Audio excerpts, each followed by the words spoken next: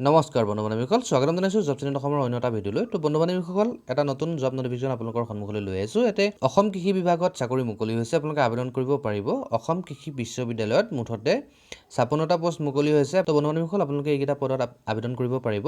ইয়াতে ল'ৰা ছোৱালী সকলোৱে আবেদন কৰিব পাৰিব। তো বন্ধু বান্ধৱীসকল, অতি কম সময়ৰ ভিতৰতে আমি ভিডিঅ'টো আলোচনা কৰিম, গতিকে ভিডিঅ'টো প্ৰথমৰ পৰা শেষলৈকে চাই থাকিব আৰু ভাল পালে এটা লাইক কৰি দিব। তেতিয়াহ'লে আহক বন্ধু বান্ধৱীসকল, আমি আৰম্ভ কৰিছোঁ। তো বন্ধু বান্ধৱীসকল, এইখন নটিফিকেশ্যন প্ৰকাশ পাইছে, মই অলৰেডি জনাইছোঁ আপোনালোকক, আছাম এগ্ৰিকালচাৰেল ইউনিভাৰ্চিটি চমুকৈ AAU ফালৰ পৰা। ঠিক আছে, ইয়াতে আপোনালোকে অনলাইন মাধ্যমেৰে আবেদন কৰিব পাৰিব।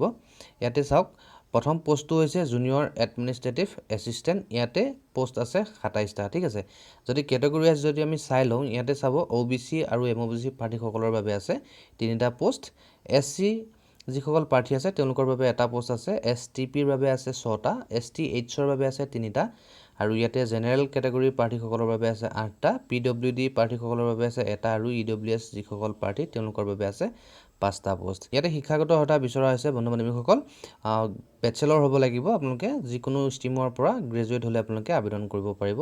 ইয়াতে ছায়েন্স, আৰ্টছ, কমাৰ্চ যিকোনো ষ্ট্ৰীমৰ পৰা আপোনালোকে হ'ব পাৰিব। আৰু ইয়াতে চাওক, তেওঁলোকে কৈছে যে লগতে আপোনালোকক কম্পিউটাৰ এপ্লিকেশ্যনৰ ডিপ্ল'মা নাইবা চাৰ্টিফিকেট লাগিব। ইয়াতে দৰমহা দিয়া হৈছে এই পদটোৰ বাবে 14,000 টকাৰ পৰা 49,000 টকা, আৰু লগতে গ্ৰেড পে দিয়া হৈছে 8,700 টকা। তো বন্ধু বান্ধৱীসকল, 2 নম্বৰ পোষ্টটো চাওক, জুনিয়ৰ একাউণ্টেণ্ট। ঠিক আছে, ইয়াতে মুঠতে পদ খালী হৈ আছে 17টা। ইয়াতে কেটেগৰী ৱাইজ যদি আমি ভেকেঞ্চিসমূহ এবাৰ মন কৰোঁ, ইয়াতে OBC আৰু MOBC প্ৰাৰ্থীসকলৰ বাবে আছে 3টা।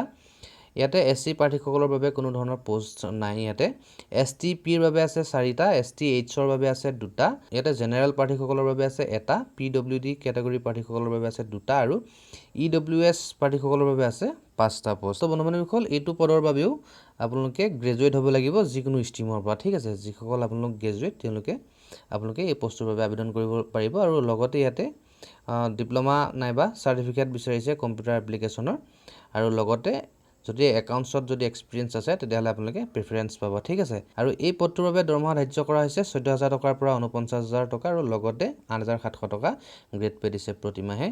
নাম্বাৰ 3ত আছে লেবৰেটৰী এছিষ্টেণ্ট Gr-III। ইয়াতে মুঠতে পদ খালী আছে 12টা, আৰু কেটেগৰী ৱাইজ আমি পদসমূহ এবাৰ চাই লওঁ আহক। ইয়াতে OBC আৰু MOBC প্ৰাৰ্থীসকলৰ বাবে আছে 3টা, SC প্ৰাৰ্থীসকলৰ বাবে আছে এটা, STPৰ বাবে আছে এটা, STHৰ বাবে আছে এটা, জেনেৰেল প্ৰাৰ্থীসকলৰ বাবে আছে 4টা, PWDৰ বাবে আছে এটা, আৰু EWS প্ৰাৰ্থীসকলৰ বাবে আছে এটা পোষ্ট। তো বন্ধু বান্ধৱীসকল, এইকেইটা পদৰ বাবে আপোনালোকৰ শিক্ষাগত অৰ্হতা বিচৰা হৈছে গ্ৰেজুৱেট ডিগ্ৰী লাগিব। কিহৰ পৰা? ছায়েন্স নতুবা হোম ছায়েন্সত আপোনালোকে গ্ৰেজুৱেট কৰা যিসকল আছে তেওঁলোকে এই পদটোৰ বাবে আবেদন কৰিব পাৰিব। আৰু ইয়াতে দৰমহা দিয়া হৈছে 14,000 টকাৰ পৰা 49,000 টকা, আৰু লগতে গ্ৰেড পে 8,700 টকা দিয়া হৈছে। ইয়াতে আমি যদি কিছুমান ক্ৰাইটেৰিয়া চাই লওঁ, তেওঁলোকে কি কি জনাইছে চাওক। ইয়াতে প্ৰথমে আমি বয়সৰ সময়সীমাটো চাওঁ। ইয়াতে বয়স 18 বছৰৰ পৰা 40 বছৰ বয়সলৈকে আপোনালোকে আবেদন কৰিব পাৰিব, আৰু আপোনালোকে এজ ৰিলেক্সেশ্যন পাব, আপাৰ এজ ৰিলেক্সেশ্যন আমি ইয়াতে জনাই দিছোঁ চাওক।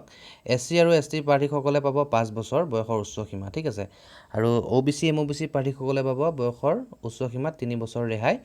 তাৰপাছতে এক্স ছাৰ্ভিচমেন যিসকল আছে তেওঁলোকে 2 বছৰ বয়সৰ উচ্চ সীমা ৰেহাই পাব, আৰু যিসকল PWD কেটেগৰীত পৰিব তেওঁলোকে 10 বছৰ বয়সৰ ৰেহাই পাব। ঠিক আছে, ইয়াতে ৰেচিডেণ্টশ্বিপ বিচৰা হৈছে। ইয়াতে আপোনালোকক লাগিব PRC-খন। ঠিক আছে, পাৰ্মানেণ্ট ৰেচিডেণ্ট চাৰ্টিফিকেট যিখন আছে অসম চৰকাৰৰ ফালৰ পৰা যিখন ইছ্যু হয় সেইখন। আৰু ইয়াতে এপ্লিকেশ্যন ফিজ এটা আছে, আপোনালোকে মন কৰিব ইয়াতে। তো বন্ধু বান্ধৱীসকল, এই পদকেইটাৰ বাবে কিন্তু আবেদন মাচুল বহুত ধাৰ্য কৰা হৈছে।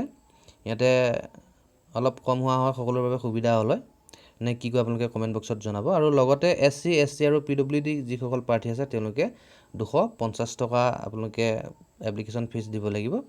আপোনালোকে এই ফিজটো অনলাইন মাধ্যমেৰে দিব পাৰিব আবেদন কৰাৰ সময়ত। ঠিক আছে, এতিয়া আমি কেনেকৈ আবেদন কৰিব পাৰোঁ তাৰ বিষয়ে আমি জানি লওঁ আহক। ইয়াতে চাওক, how to apply for AAU Jorhat Recruitment। ঠিক আছে, ইয়াতে বন্ধু বান্ধৱীসকল, আমি যদি আছাম এগ্ৰিকালচাৰ ইউনিভাৰ্চিটি যোৰহাটৰ যিকেইটা পোষ্ট 56 পোষ্ট, এই পোষ্টকেইটাৰ বাবে যদি আমি আবেদন কৰিব বিচাৰোঁ, আপোনালোকে এটা কাম কৰিব পাৰে।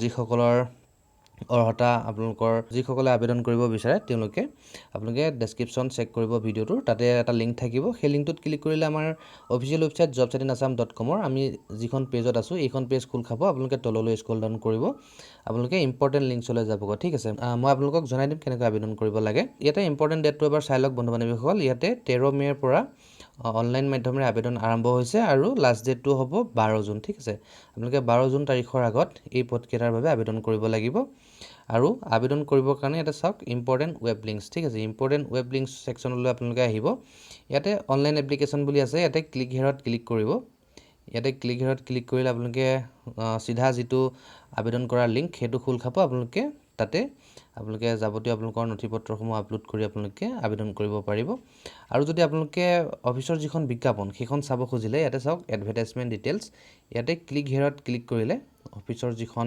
বিজ্ঞাপন সেইখন এবাৰ ভালদৰে পঢ়িব পাৰিব আৰু এবাৰ পঢ়ি ল'ব আপোনালোকে আবেদন কৰাৰ আগতে লগতে ইয়াতে অফিচিয়েল ৱেবছাইটটো আমি সংলগ্ন কৰি দিছোঁ কিবা যদি জানিব লগা থাকে অফিচৰ ৱেবছাইটটো আপোনালোকে এবাৰ ভিজিট কৰিব পাৰিব আৰু লগতে ইয়াতে আমাৰ টেলিগ্ৰাম চেনেলৰ যিটো লিংক সেইটো আমি ইয়াতে সংলগ্ন কৰি দিছোঁ ইয়াতে আপোনালোকে ক্লিক কৰি যদি টেলিগ্ৰাম আপোনালোকে ইউজ কৰে তেতিয়াহ'লে আমাৰ টেলিগ্ৰাম যিটো গ্ৰুপ আছে সেইটো গ্ৰুপত জইন হৈ ল'ব তাতে চাকৰি খবৰবোৰ আগতীয়াকৈ লাভ কৰিব লগতে ইয়াতে আমাৰ ফেচবুক পেজৰ লিংকটো আছে আপোনালোকে যদি ভাবে ফেচবুকত আপোনালোকে বেছি বিজি থাকে তেতিয়াহ'লে ফেচবুকত আপোনালোকে আমাৰ যিটো পেজ আছে পেজটো লাইক কৰি ল'ব তাতে চাকৰি খবৰসমূহ নিয়মীয়াকৈ পাই থাকিব ঠিক আছে তো বন্ধু-বান্ধৱীসকল ভিডিঅ'টো এইখিনি আছিলে যদি ভিডিঅ'টো ভাল লাগিলে এটা লাইক কৰি দিব যিমান পাৰে শ্বেয়াৰ কৰি দিব কিবা জানিব লগা থাকিলে কমেণ্ট বক্সত কমেণ্ট কৰিব ৰিপ্লাই দিবলৈ চেষ্টা কৰিম আৰু যদি আমাৰ চেনেলটো এতিয়াও ছাবস্ক্ৰাইব কৰা নাই তেতিয়াহ'লে আমাৰ চেনেলটো ছাবস্ক্ৰাইব কৰি কাষতে থকা বেলটো প্ৰেছ কৰি থৈ যাব তো আজিলৈ ইমানেই ধন্যবাদ